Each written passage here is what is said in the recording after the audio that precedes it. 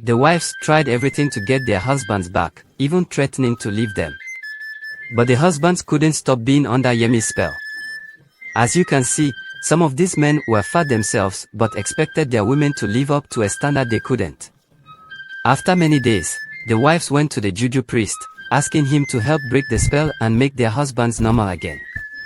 They begged him to find a way to stop Yemi's magic, saying their families were falling apart.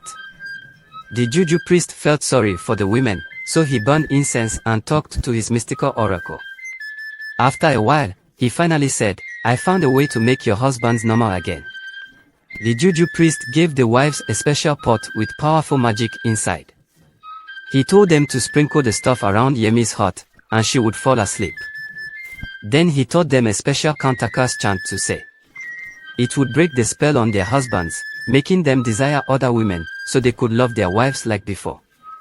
The wives clutched the pot in their hands like it was the most precious jewel in the world. They quickly learned the counter-curse phrase from the juju priest, thanking him for his help. That night, while the men were once again in Yemi's hut, the wives set their plan into motion. Under the darkness, they crept into Yemi's compound silently. With steady hands, the wives carefully spread the white powder in the pot around Yemi's hut.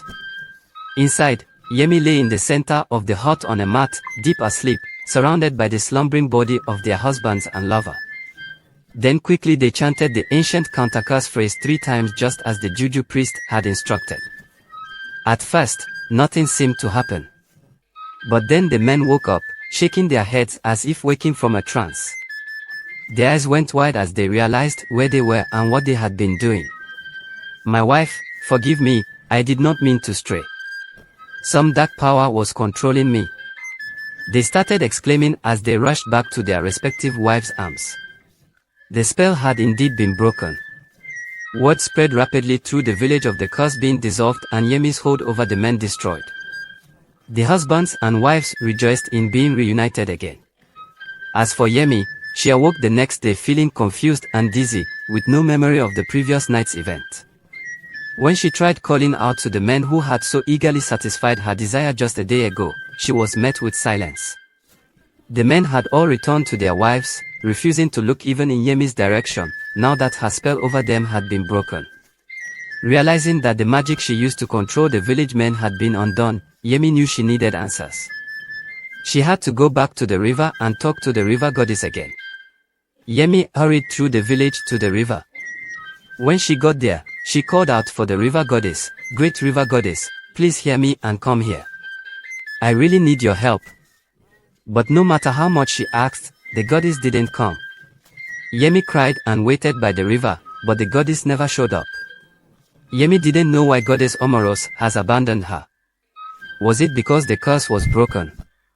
Was she being punished for wanting all the men to like her instead of finding a husband? As time passed, Yemi realized the goddess would never talk to her again.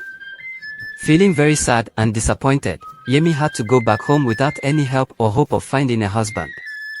She realized too late that she should have just wished for a husband instead of making everyone like her with magic. Her desire for revenge and wanting more made her miss out on a real loving marriage.